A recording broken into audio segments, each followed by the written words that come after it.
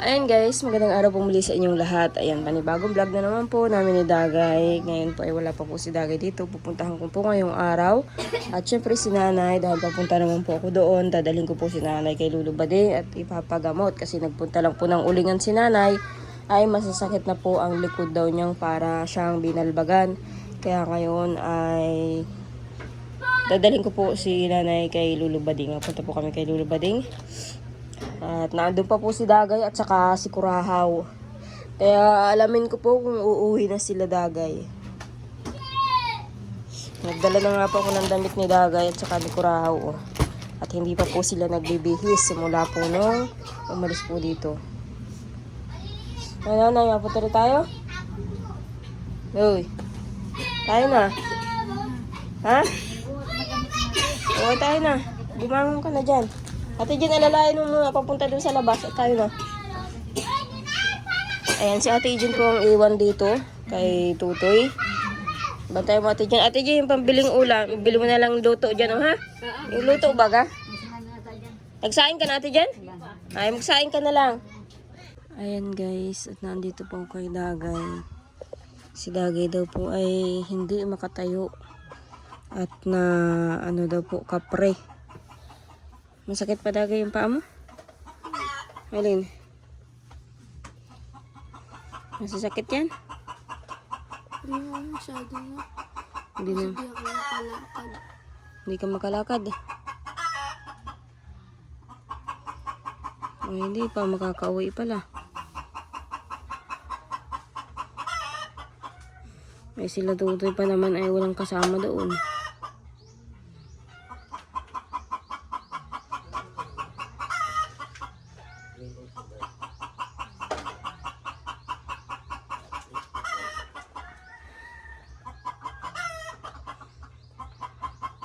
At hindi ka makakalakad. May ano, kumbaga ito. Hindi ka makatayo.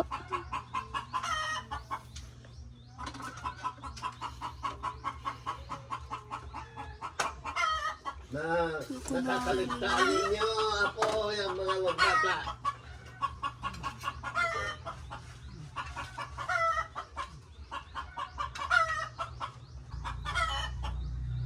Yan ang sinasabi ko.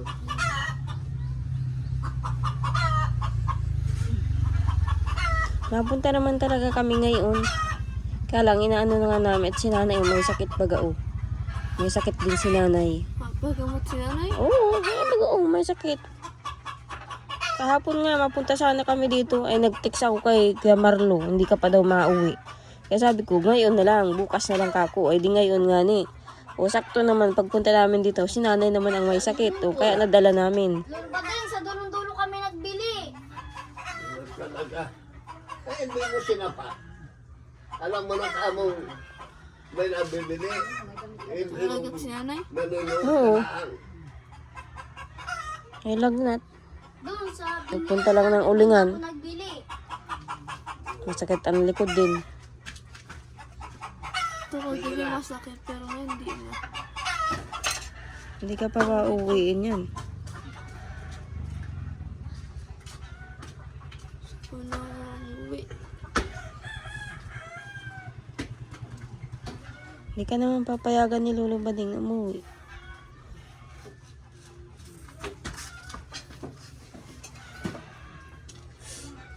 Hindi naman masakit masyado. Ay nga, hindi ka naman nakakalakad. Itim na siya, walang kulay. Itim lang yung ulam. Hindi ka nga makabuhat, makapag-short. Na, itutuwid mo naman yung paa mo.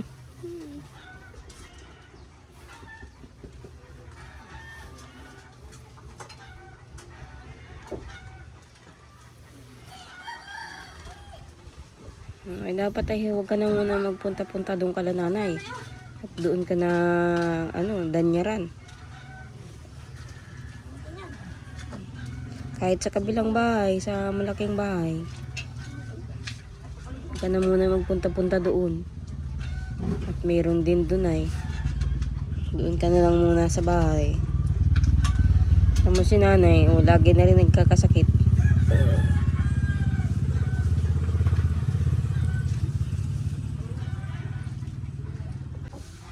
Ha? Bukas. Hindi ko alam. Ano mo kayo ba din? Sabado pati bukas, pasok sana natin. Kaso di ka na naman makakapasok. Pati ako, di ako makakapasok. Ginagamot ka. Ayan guys, si Dagay po ay hindi po nakalakad. Sumakit daw po ang mga paa. At nadanyaran daw po, sabi ni Lolo Bading. Hindi nga daw po makatayo.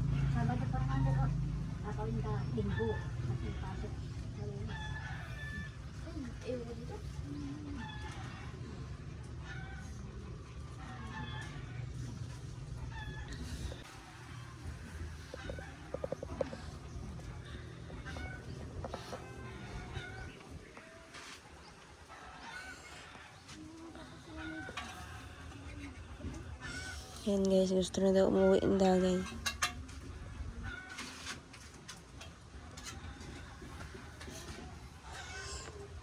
Subukan mo tumayo daw. Tayo ka. Ano, kaya mo?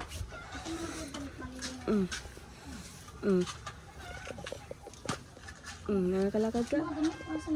Upo ka na muna, tangusok.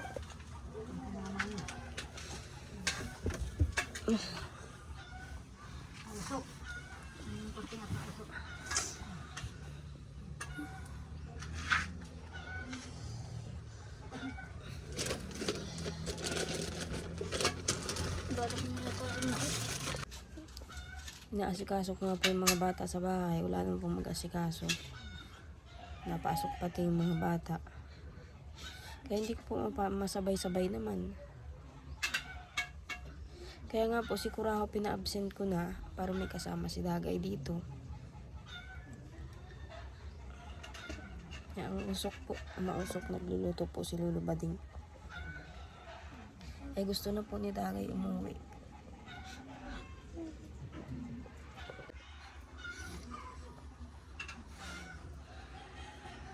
Mamaya magpaalam kay Lolo Bading kung gusto mo na umuwi.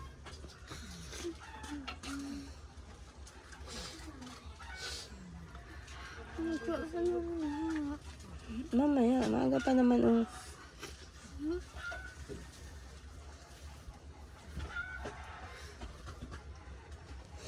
Masakit pa ba itong paa mo? Ha? Masakit pa? Hindi.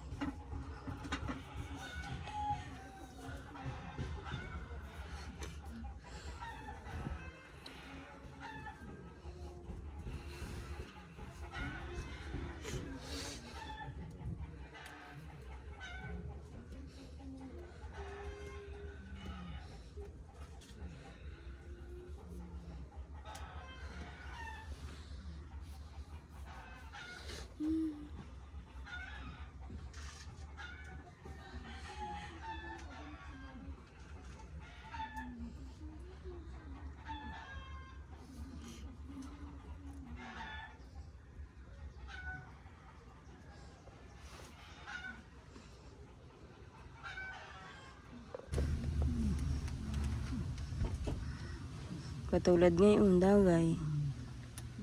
Wala palang bahog yung baboy. Inuna muna namin pumunta dito para madala si nanay. At may sakit din. Kaya hindi pa ako nakabili ng bahog ng baboy. Kasi kahapon, nagbili na sa akin si Madil na walang bahog yung baboy. Ay walang hindi ako uuwi. Kasi yung baboy tapos gatas pa daw. Sabi ni Madil, gatas dun sa biik. At kinukulang daw ang gatas nung ina. Di ko nga po alam kung bakit kinukulang pa, ay kakaunti naman yung anak. Hindi nilagyan ng ano. Nakailang gatas na ako nang bili. Ngayon wala na namang gatas yung biik. Bakit sunod yun? Napasuso dun sa suso. Walang mag-ating. Pag hindi kasi napapasuso dun sa ina, maaaring maigahan yung didi nung Gagasusan kayo. Gagasusan kayo. yung didi ng inahin. Pag hindi talaga masyadong nakakadidi dun sa inahin, may igahan.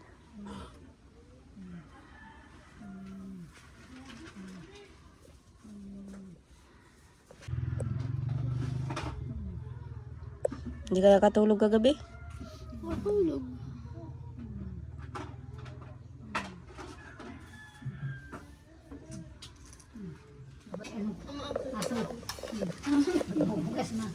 Ayan guys, si nanay po ay ginagalitan ni Lolo Bading at hindi daw na inom ng gamot. Hey!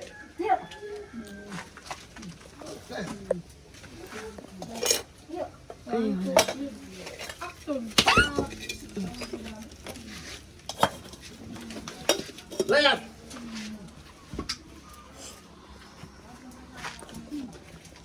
Palabas mo. Hindi ka pwedeng umalis. Papaliguan pa yan. Bago yan umuwi doon, papaliguan ko muna yan dito. Para kumpleto na. Kung kayo makakaano rito. Sumunod kayo sa nagagamot sa inyo. Kita-kita mo kung ano ang hirap natin. Iyak na si Dagay gusto umuwi. Hindi tayo kasya rin. Pantay ko. Hindi naman. Mali ko pa.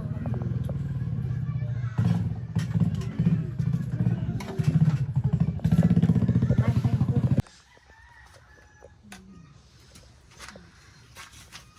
Masasakit po ang paa ni Dagay. Hindi masyadong makalakad. Dawa daw po ng kapre. Gawa sa tinuruan ng panggamutan, dapat nagkagamutan ka na eh. Kaya-kaya mo na ito.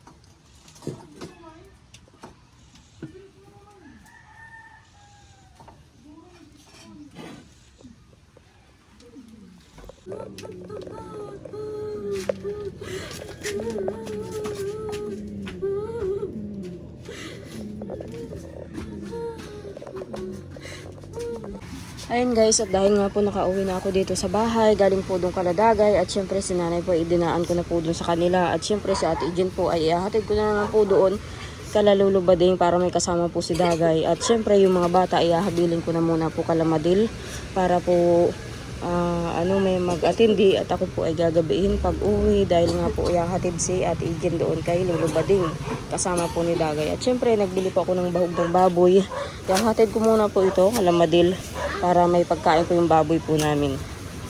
Ayun guys, at ako po gagabihin pag uwi. Ayun guys, ngayong gabi po ay nanggaling na po ako kay Lolo Bading at naihatid ko na nga po yung pinabibili po ni Dagay na prutas. At kanina nga po, hindi ko na nga po nag-vlog kanina.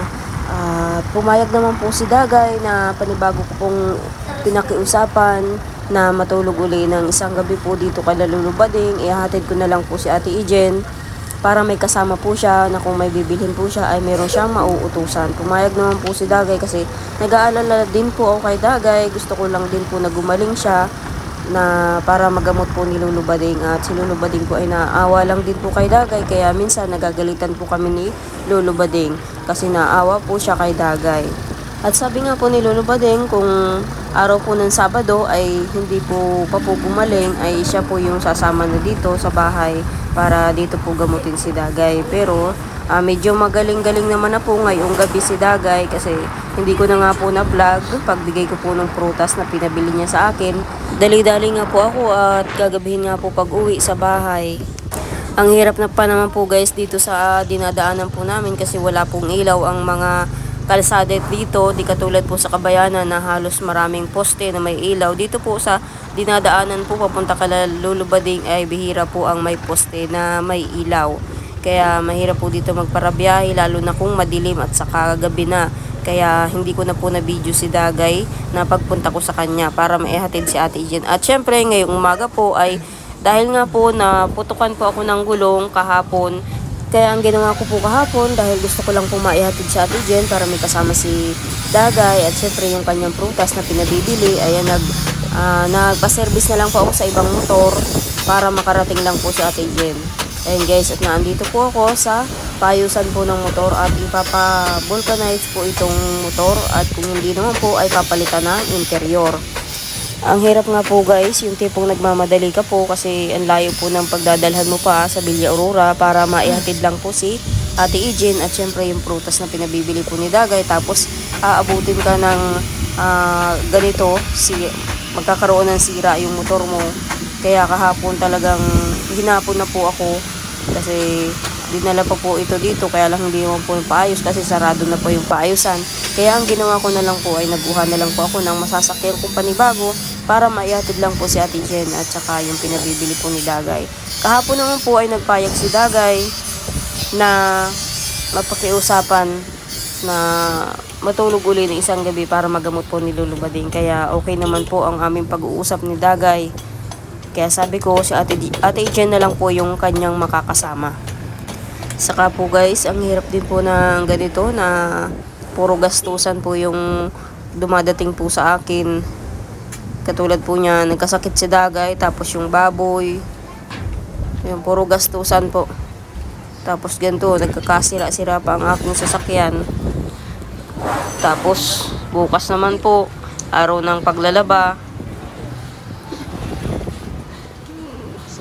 Tapos si Dagay babalikan pa po kasi susunduin pa kung mapasundo na yung dalawa ni Ate Jen at kung tapos na po yung panggagamot ni Lolo Bading. Kaya ngayon papaayos ko muna po itong aking motor para aking magamit po muli. At ang hirap po pag walang service kasi yung sidecar ko po naka-stock na po yung aking sidecar at may sira naman po, bilihan po ng kadena kasi nga po yung nilalagyan din po ng kadena ay pudpud na, kaya kailangan pong bilihan ng kadena. Kaso nga lang po ay hindi ko po mapaayos yung sidecar po namin at wala pa po akong pampaayos. Ang hirap po pag puro gastusan po yung nangyayari po sa amin, lalo na po wala pa naman po akong trabaho. Kahit gustuhin ko man po magtrabaho, hindi rin naman po ako makapagtrabaho kasi nga po yung mga bata walang mag-iintindi. Tapos sila nanay madalas din po magkasakit.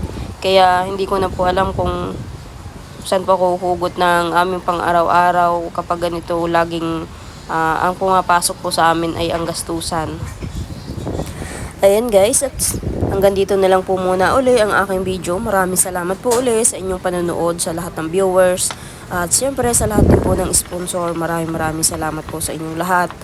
Ayan, at siyempre sa Team Kalinga po, maraming salamat po sa inyong lahat. Sa mga solid supporters po namin ni Dagay, maraming salamat po sa inyong lahat. Sa lahat po ng viewers, maraming salamat po. Ayan guys, update ko na lang po kayo sa susunod ko pong video.